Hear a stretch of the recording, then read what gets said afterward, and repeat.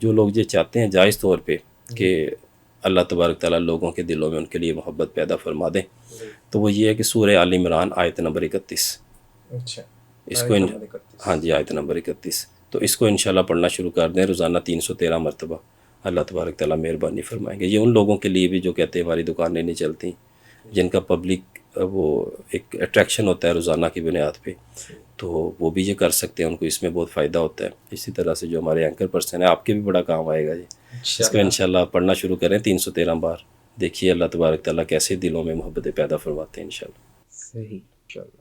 سر ابھی میں نے آپ سے حج کا سوال کیا تو کہتے ہیں کہ جب خانہ کعبہ پہ پہلی نظر پڑے تو جو بندہ دعا مانگے وہ قبول ہو جاتی ہے، تو آپ کی نظر میں سب سے افضل دعا کیا ہے جو انسان کو مانگنی چاہیے؟ ویسے تو انسان جو ہے وہ طرح طرح کی چیزوں کی خواہش کرتا ہے، لیکن سب سے افضل دعا کیا ہے جو انسان کو مانگنی اچھا، جو چاہیے؟ میں نے کی تھی وہ تو یہ تھی کہ اے میرے پروردگار، اگر آپ نے مجھے یہاں پہ بلایا ہے تو میں جو دعائیں کروں گا ساری قبول فرمائیں، واہ ماشاء اللہ۔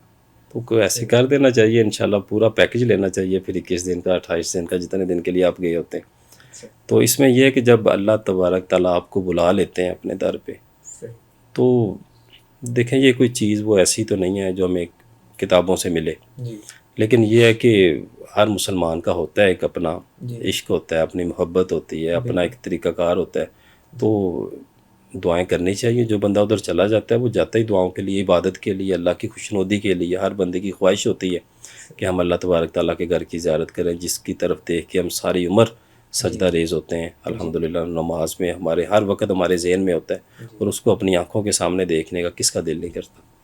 بالکل صحیح ہے۔ اچھا سر، ایک آج کل کافی جو ہے وہ چیز گردش کر رہی ہوتی ہے سوشل میڈیا پہ کہ یہ پڑھیں تو محبوب آپ کے قدموں میں، تو محبوب ایسے تو محبوب ایسے، تو آپ بتائیں کہ کیا یہ چیزیں واقعی اثر رکھتی ہیں؟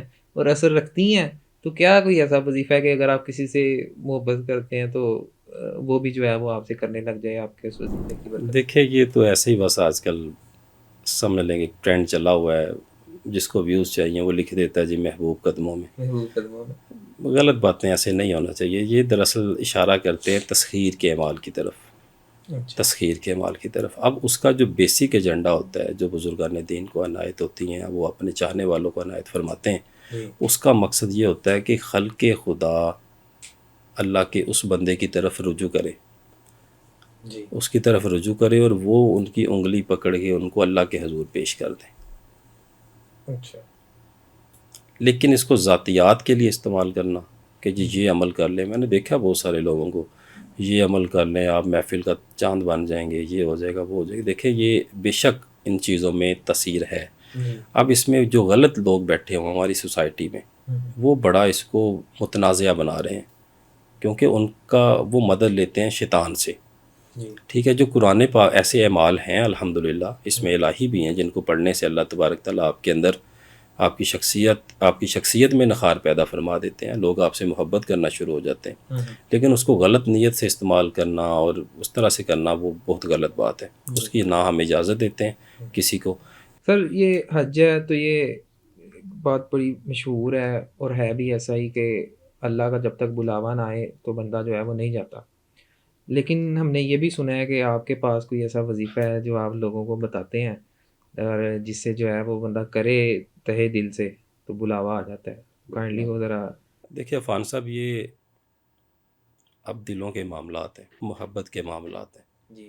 جو طالب ہوتا ہے وہ اس کو پاگل ہونا پڑتا ہے۔ ایک طالب کو اتنی محبت کرنی چاہیے اپنی طلب سے کہ وہ اس میں دیوانہ ہو۔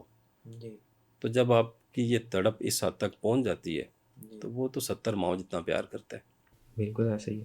ہماری ایک آنسو گر رہے ہیں تو ہماری جو والدہ ہیں وہ نہیں دیکھ سکتی، کیا ان کی کوشش ہوتی ہے کہ یہ جو مانگ رہا ہے اس کو دے دیں، اور وہ تو پھر 70 ماؤں جتنا پیار کرتا ہے۔ تو جب آپ کی اس طرح کی طلب ہوگی اور تو آپ کیوں نہیں آپ کی یہ خواہش پوری ہوگی، اللہ تبارک تعالیٰ ضرور وسیلے بنا دیتے ہیں۔ اسی حوالے سے ایک ہم نے عمرے کے حوالے سے ایک عمل بتایا تھا خاص الخاص، عمرہ کے حوالے سے؟ ہاں جی، وہی عمل یہ حج کی نیت سے بھی آپ کر سکتے ہیں، اللہ تبارک تعالیٰ اس میں بھی آپ کو کامیابی نصیب ہوگی اللہ کے حکم سے انشاءاللہ۔ تو سر وہ عمرہ کے لیے کیا وظیفہ تھا؟ دیکھیں وہ تو ایک بڑا ماشاءاللہ سادہ سا وظیفہ ہے لیکن بڑا وہ پرتاثیر ہے، مجرب المجرب ہے۔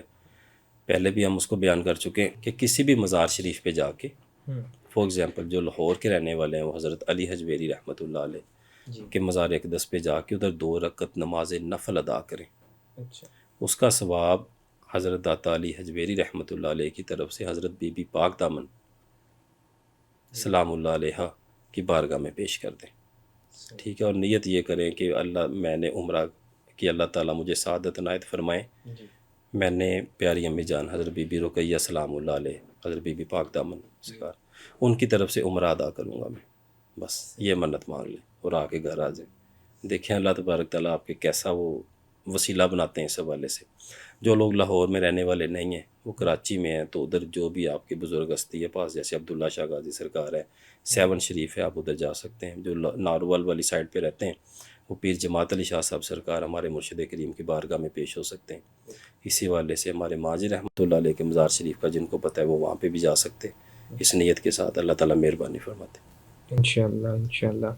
اس میں سر اب ایک چیز آتی ہے کہ آج کل تو آپ کو پتہ ہے کہ سوشل میڈیا کا دور ہے، تو ادھر کچھ ہوا نہیں، ادھر آپ نے سوشل میڈیا پہ اپلوڈ کر دیا، تو سوشل میڈیا پہ تو ہر طرح کی آڈینس ہے، جو آپ سے محبت کرتی ہے وہ تو ہے، اور جو آپ سے نفرت کرتی ہے وہ بھی ہے، بے شک آپ کے منہ پہ وہ محبت کرتی ہے اور پیٹھ پیچھے کچھ اور۔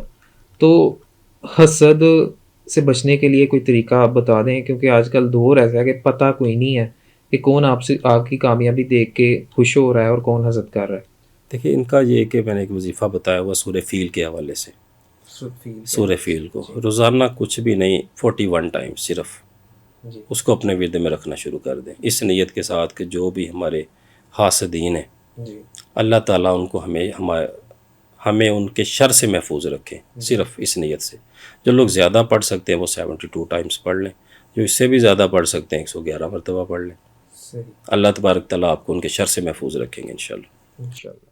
سر ابھی میں نے آپ سے حج کا سوال کیا، تو کہتے ہیں کہ جب خانہ کعبہ پہ پہلی نظر پڑے تو جو بندہ دعا مانگے وہ قبول ہو جاتی ہے، تو آپ کی نظر میں سب سے افضل دعا کیا ہے جو انسان کو مانگنی چاہیے؟ ویسے تو انسان جو ہے وہ طرح طرح کی چیزوں کی خواہش کرتا ہے، لیکن سب سے افضل دعا کیا ہے جو انسان کو مانگنی چاہیے؟ جو میں نے کی تھی وہ تو یہ تھی کہ اے میرے پروردگار، اگر آپ نے مجھے یہاں پہ بلایا ہے تو میں جو دعائیں کروں گا ساری قبول فرمائیں۔ واہ ماشاءاللہ۔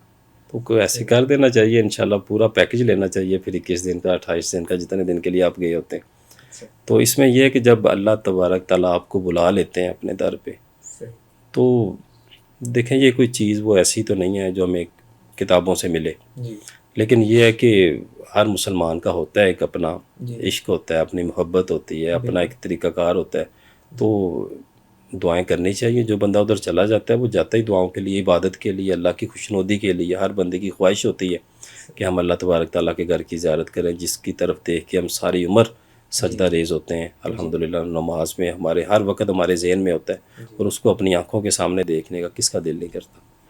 بالکل صحیح ہے۔